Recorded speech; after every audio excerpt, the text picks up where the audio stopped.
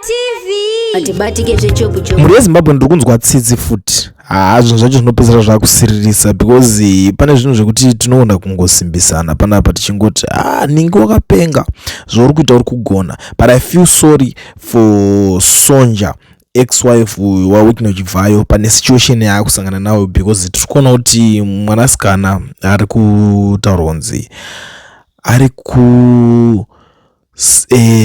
akusangana situation yaMary manje yaMary Mbayo ndo zvinhu zvatiri kunzwa panapa because iye ari kutaura pane nyaya yake achitaura kuti this is a message to all presidents who deal with Whitney. He sends around your videos and he uses them to threaten people.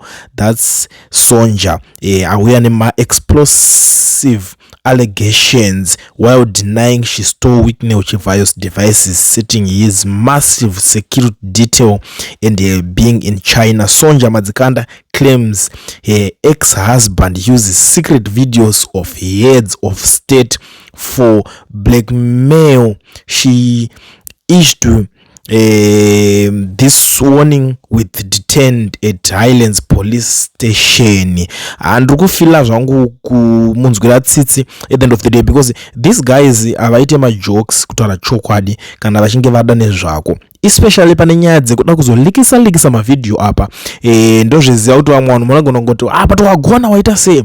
Vanhu vacho vanenge vachidhila navo havana kamoyo kake kunzwa tsitsi kake because these ladies vakajaira kuti anongozungunza girl child chingomusiya yazongokanganisa ita sei, but ava vanhu kumwe kwacho hapana zvekunzi girl child zvavanoda hazviteererwe zvinhu izvozvo. And vanhu vakawanda vari kutaura pane situation yaSonja vachiti welcome to Mary Chiwenga part 2. You know Mary Mbayo, right? Mary Mbayo 2 loading ndozviri kutaura nevanhu vazhinji vakasiyana. And vamwe vari kuti now that we have this information, how are we supposed to help so that we can help you? It's not necessary Sonja zvekupinza president mukati wave kurasika zvatanga ndiye munobvunza Mary Mbayiwa. Vamwe vari kuti Sonja you are part of the problem because waidyawo iwewe mari dzekuba idzi, saka hatina nguva yekumbokunzwira tsitsi nekuti vanhu ava wakadya navo mari idzodzi uchifunga kuti dzaibva kupi upi maita se muchiflexa life iyoyo ndota yanzi.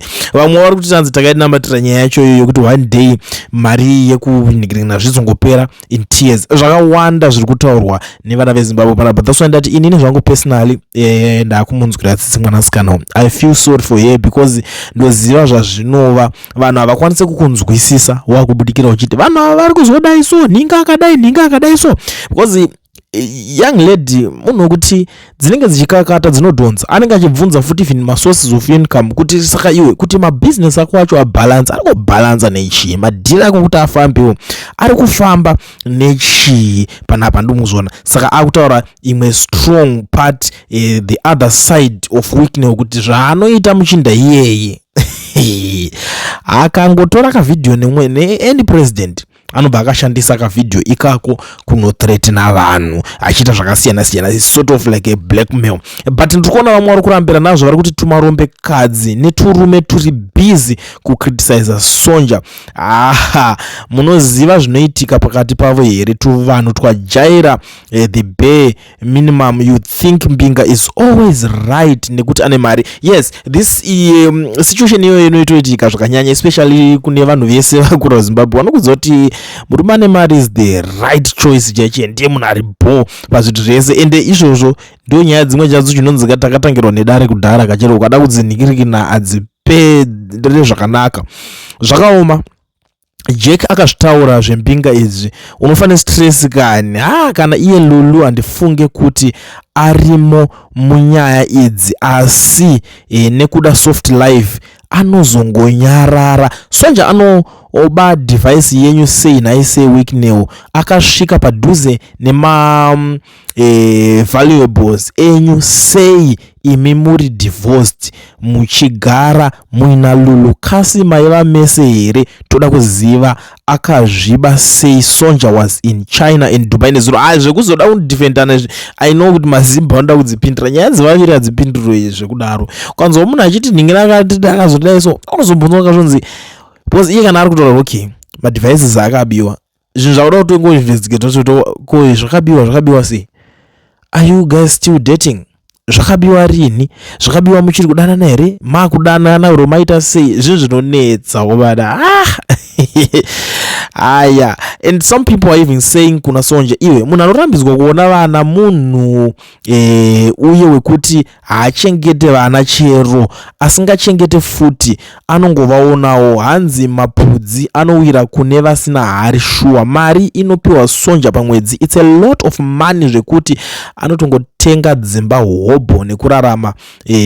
Uchamudemba Wicknell iyeye munozoona kukosha kwechikorobho marasa mvura. Aya vanhu vari kutwekera mbinga. That's why ndamboseka zvangu. There was a certain post Wicknell achiti munhu wese ari kudawo akwa yake zve, so be it on social media everywhere people are even begging varume chacho kutweka Wicknell zvazodai Wicknell this. Kunondona munhu wekutoti akatona munhu akutopikisa Wicknell kava kutoti ayo toda kukurova. Why uri kupikisa Wicknell? Awaraka vamwe vari kuti Sonja speed too much hazvidi kudaro shamari. Ukaramba uchingowawata no one will help you kunze kwababa vevana vako dzikama. Izvi zvinonetsa zvinyaya idzi. Inini hangu chandikwanisa kutaura kune maZimbabweans guys ndechekuti nyaya idzi hamukwanisa kudzinzwisisa kana usiri mutsoka dzaSonja wacho. Handiti ukanyatsopinda mutsoka dzake ka unokwanisa kutanga digesta nyaya yacho zvongoto kubata more than iye zvazviri kumubata because chinenge chakaitwa vanhu vavasiyana achibude papublic never achife chakanyatsozikanwa. Unongoona vanhu vakungotatsurana. If Wicknell is the good guy, he is adi kungosiyana nazvo neweek racho and wait for next to avoid drama. Anobve getting arrested kunomupei his Petiwo mukuru wemazuva uyu anoda kukonzeresa, ane problem kuita mari hazvireve kuti hautadze kuzvidzora kasemurume unoignora. Yeah, I think nyaya iyoyi ndoye kuti maZimbabweans munofanira kunyanzoiziva. Handiti nyaya dzekuregererana idzi vanokwanisa kuregerera but pakuzongotanga pepotota kuti mapresidents watowedzera. Because the next thing kamukomana akutotya kana president vacho vari kutoregedza kumutrust. Ngatitaure kuti obva taka kunetsana nemakomana vacho mapresident. Do you think kuti zvinhu zvake zvinoramba zvichimufambira right? Because pane zvimwe zvekuti uri kunyatsoziva kuti okay source iri apa obva wada kunodhokonya ipapo. What will happen next?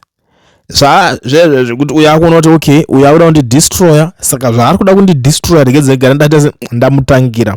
Haumana kunochemwa akomana hazvisi nyaya dzekutamba nadzo idzi. Right, mwari kuti musati nyaudze mhani munonyanya kuda attention too much. Iwe nachivhayo kuita sekunge ndimi matanga kuramba namoga. Hatinei nazvo isu nyangwe kusungwa kana kubuditswa kunotova nevamwe kujeriko. Bitterness in Zimbabweans hazvisiyani. I think everyone in Zimbabwe is bitter, including inini zvangu haindiri bitter nenyaya zvakuitwa zveCamp 3 ndobva ndowedzera kusvotwa zvekuti zvinotoza bitter. I think Zimbabwe kunotobva national healing chacho kutombogara pasi nemunhu wese kuti achitobatsirwa therapy iri serious chacho yekuti vanhu vatombo that because vanhu vakakanganisika kubva kudhara ndikukutaurira izvingwe. Aiwa, you got your divorce package. My 2 cents to you, my sister. Slow down, accept it and move on. Munonyura muchisimbiswa pa social media nesu tinogara mutuma one room kana zvadhakwa hatina zvatinokubatsirai nazvo. Ndo zvimwe zvinhu zviri kutaurwawo nevana veZimbabwe. But inini vedweka ndambozama handisida nyapedza nguva yakakosha ika ine chandinoda kugara ndangodzosa kwamuri kuti musakanganwa pane nyaya iyoyi pari kunzi zvoni. This is a message to all presidents who deal with Wicknell Chivayo. He sends around your videos and he uses them to threaten people. Ndo shoko riri kubva kuna Sonja Madzikanda uyo aimbova mudzimai waSeWicknell Chivayo and anova zvekare mudzimai akaita vana naSeWicknell Chivayo. Ndo mashoko ari kubuda achitaura. Handiti saka ndakangoti kana zvinhu zvakutaura zvakadai suka you never know, maybe unogona ngotori employee wake wofuti kamuchinda wacho kana kuti kuita sei unozongoziva zvinhu zvaanotemba kaundozviona so unomuka wakungonikirikinonikira. But anyways, thank you so much muri Zimbabwe. Ngatisanganei pane next one. Nyaya dzakawandisa dziperi tingoziyisana zvimwe zvinhu zvinenge zvichitora nzvimbo nekuitika ipapapo.